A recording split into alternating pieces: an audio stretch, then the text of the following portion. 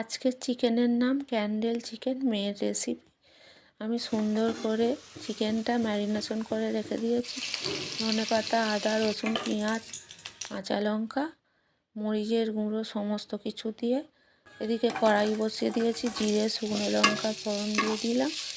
Slice করে রাখা কাঁচা লঙ্কা, টমেটো, ক্যাপসিকাম, পেঁয়াজ কড়াইয়ের মধ্যে দিয়ে আদা, রসুন, কাঁচা লঙ্কা বাটা দিলাম। দিয়ে নাড়াচাড়া করে লঙ্কা গুঁড়ো, হলুদ গুঁড়ো, স্বাদ মতো নুন, মিষ্টি দিলাম। এবার আমি এদিকে ফ্রাই করে রেখে দিয়েছিলাম চিকেনটা আর আলুটা, সেটা অ্যাড করে দিলাম। দিয়ে পরিমাণ মতো জল দিয়ে দিলাম।